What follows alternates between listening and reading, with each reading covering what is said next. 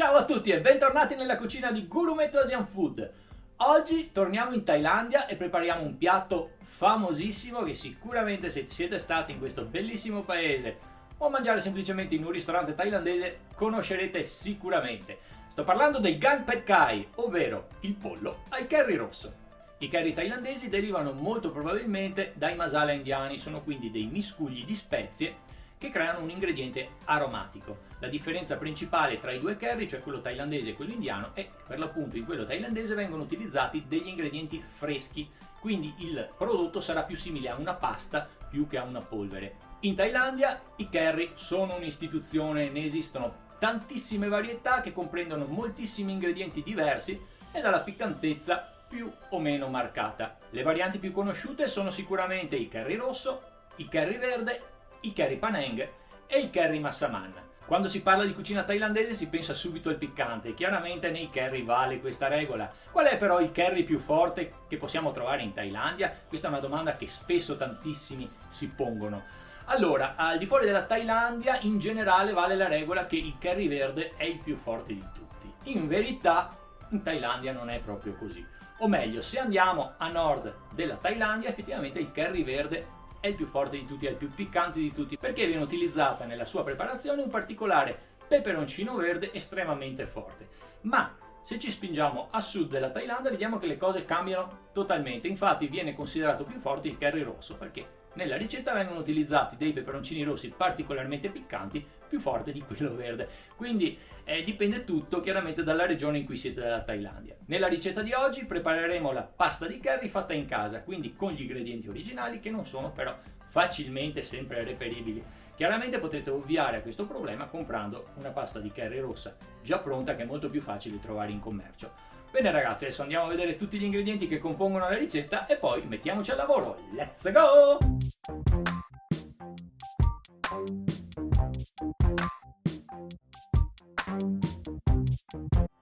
Ed ecco tutti gli ingredienti che compongono la ricetta di oggi.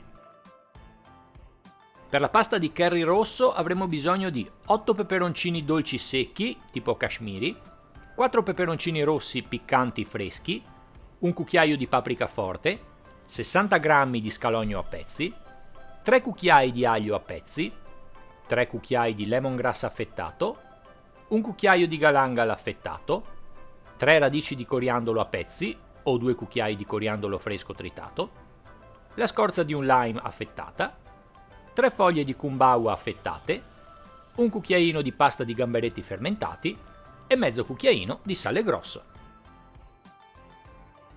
Per il piatto principale avremo bisogno di 250 g di sovracosce di pollo disossate e senza pelle tagliate a strisce, 250 ml di latte di cocco, 150 ml di brodo di pollo, 2 cucchiai di salsa di pesce, 2 cucchiai di zucchero di cocco o zucchero di canna, un mazzetto di basilico thai, mezzo peperone rosso tagliato a listarelle, 4 mini pannocchi in scatola affettate e 100 g di germogli di bambù in scatola affettati.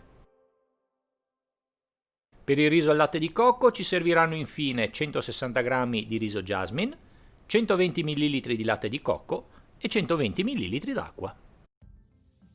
E come al solito, dopo aver trovato tutti gli ingredienti, cominciamo la ricetta che divideremo in 4 fasi: la preparazione della pasta di curry, la cottura del riso, la cottura del pollo al curry e per finire l'impiattamento. Cominciamo con la preparazione della pasta di curry rosso. Mettiamo i peperoncini dolci in un blender e frulliamo il tutto per qualche minuto. Otterremo una polvere di peperoncino molto fina. Aggiungiamo ora nel frullatore lo scalogno, l'aglio, i peperoncini piccanti, il lemongrass, il galangal, la scorza di lime, la radice di coriandolo, le foglie di kumbawa, la pasta di gamberetti fermentati e il sale grosso. Frulliamo ora bene il tutto per qualche minuto. Durante questa operazione aggiungiamo la polvere di peperoncino dolce che abbiamo ottenuto e la paprika forte.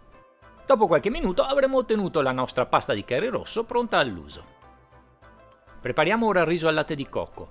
Mettiamo il riso in uno scolapasta, aggiungiamo acqua fredda, mescoliamo delicatamente con le mani in modo di far uscire l'amido in eccesso, eliminiamo l'acqua, e ripetiamo l'operazione per altre 3 volte. Dopo aver posizionato il riso lavato nella cuociriso, aggiungiamo 120 ml di latte di cocco e 120 ml d'acqua.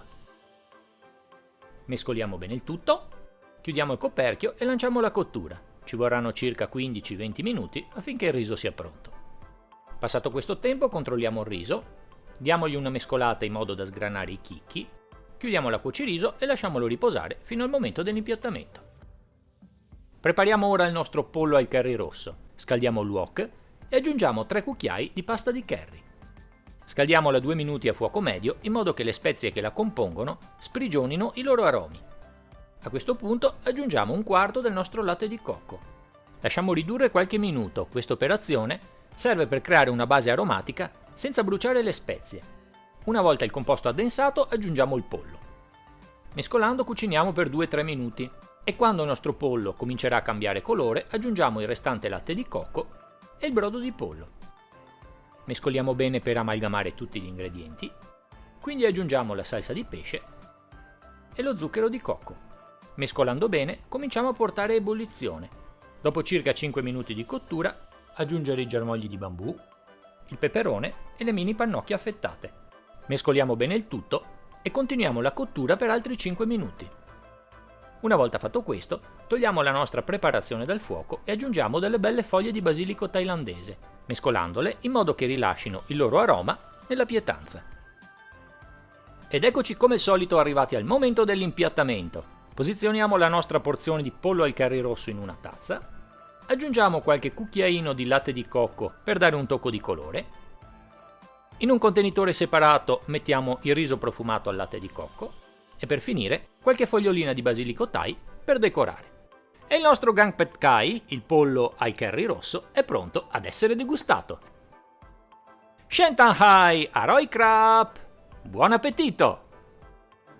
Ed ecco fatto, finita anche la ricetta del pollo al curry rosso che come avete visto è veramente facile. Oltretutto, se non volete fare o non potete fare perché non trovate gli ingredienti, la pasta di curry fatta in casa, potete ovviare al problema comprando il preparato già pronto. Questo vi renderà le cose molto più facili e anche molto più veloci effettivamente. Se volete fare la pasta di curry rosso fatta in casa, ovviamente la piccantezza varierà a seconda del peperoncino che utilizzate. Più è alto il suo valore nella scala Scoville, più chiaramente piccherà in bocca, che piacevole sensazione. E il riso di accompagnamento al latte di cocco che ho messo in parte servirà per l'appunto per tamponare un pochino questa bellissima comunque sensazione.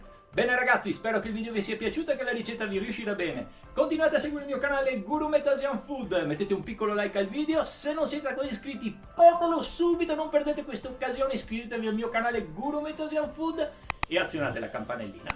Io la prossima settimana sarò sempre qui per voi come al solito con una nuova ricetta. Ciao a tutti!